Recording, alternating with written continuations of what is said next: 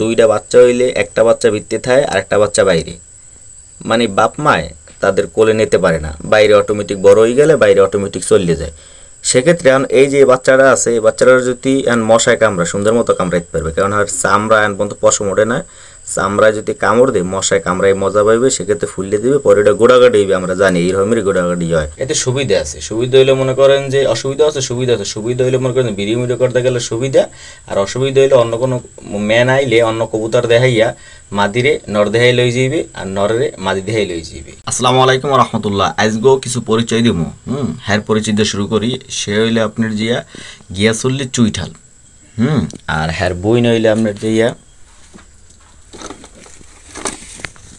এই গেন্দা নাইট্রিয়া। এখন তাদের এই রকমের দুই রকমের হওয়ার কারণ কি? এই হইলে হ্যার বাপ চুয়াচন্দন চুইঠাল, আর এই হইলো মাদি গেন্দা মাদি। তাদের দুজনের বাচ্চা হইল এই যে এই মাদি বাচ্চা আর এই নর বাচ্চা। এই কারণে তাদের দশা এইরকমের হয়েছে। ফ্রেন্ডলি কবুতর যদি বানাইছেন কি হবেন জানেন? ঘরে রাখকে দেবেন কৈতর। এই দুইটা কৈতর আমি ঘরে রাখছি, 3-4 মাস পালছি ঘরে। বিনিময়ে এই যে লাল গিয়ার হলুদ গিয়ার, এই হলুদ গিয়ার আনলে না, এটা আমরা যে ধ্বংস হয়ে গেছে, পরবর্তীতে আবার রোদে রাখছি, আবার হলুদ গিয়ার যাচ্ছে। সেক্ষেত্রে জানতে পারি যে হলুদ গিয়ার লাল গিয়ার যে গিয়ারই হোক, যদি ছাওয়া জায়গায় রাখেন তাইলে ওইটা কি হয়ে যায়? ফিনিশ হয়ে যায়। আবার যদি রোদে রাখেন তাইলে আবার ওইটা কি হয়? উজ্জ্বল হয়, ওইটা আবার জাগে। এখন কথা হইলো তাদের রাখার পর তারা কিন্তু ফ্রেন্ডলি, অন্যান্য কবুতরের লাগে মেলে নেয়। সেক্ষেত্রে মনে করেন যে আতাহাতি হলে অত একটা ডরায় না। বুঝতে পারছেন? এতে সুবিধা আছে। সুবিধা হইলে মনে করেন যে অসুবিধা আছে, সুবিধা আছে। সুবিধা হইলে মনে করেন ভিডিও মিডিও করতে গেলে সুবিধা, আর অসুবিধা হইলে অন্য কোনো ম্যান আইলে অন্য কবুতর দেখাইয়া মাদিরে নর দেখাই লই যাইবে আর নরেরে মাদি দেখাই লই যাইবে। কেননা তারা ফ্রেন্ডলি।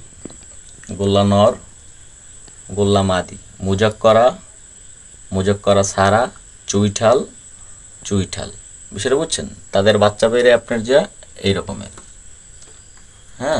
একটু টান টান কিন্তু গুজো দিয়ে গেছে রাইতে, মানে সব কবুতরই দেখছেন গুজো দিয়ে গেছে, গুজো দিয়ে গেছে এরকমের হয় রাইতে। যারা কবুতর পালেন তারা জানেন। আর দুটো বেবিও আছে তাদের, এইলো তাদের দুইটা বেবি।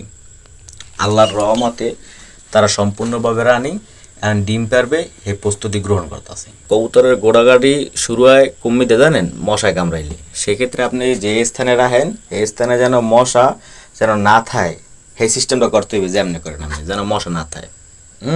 এমনি কয়েল দেন, মশারি টেন যা হারেন, ওই উদ্যোগটা আপনি গ্রহণ করবেন। ঠিক আছে? ওই উদ্যোগটা আপনি গ্রহণ করবেন।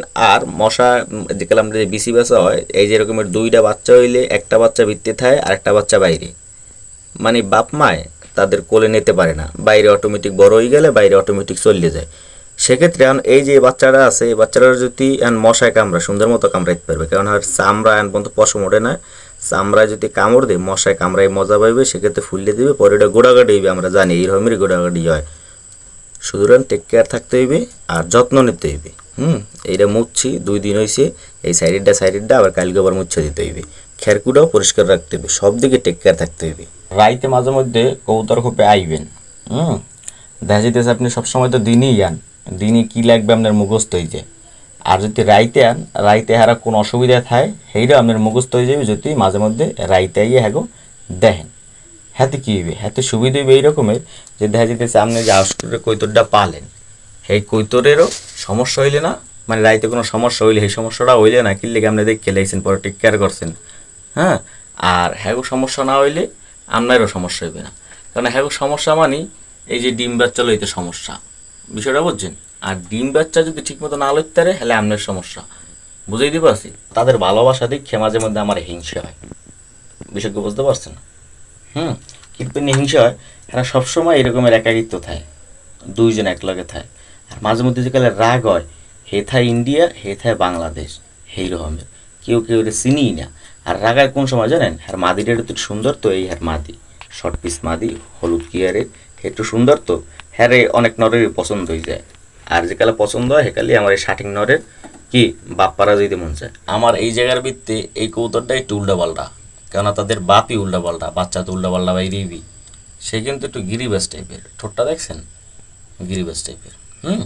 এখন গিরিবাস টাইপের বাইরে কারণ আমি বলি, এই হইলে হ্যার বাপ, একটু আগে যারা দেখাইছি হ্যার বাপ, আর হ্যার মা হইলে আপনার যে এই হে একটু গিরিবাস টাইপের, আর হ্যার বাতারে ওরফে নর এই হে একটু গোলা টাইপের ওরফে কাটছে। বিষয়টা বুঝতে পারছেন? হেরা রানিং আল্লাহর রহমতে এই দুইটা লই বই রয়েছে, বাচ্চা লই বই রয়েছে, আর তাদের আগের ঘরের বাচ্চা এই রকমের কাটে। মুজক করা, কিন্তু মুজক করা কাটে। আর হে হইলে আপনার যে মাদি বাচ্চা, নর বাচ্চাটা আবার অন্য কালার কাটে, কেননা বাপ মা অন্য কালার, বাচ্চাও তো অন্য কালার হইবে।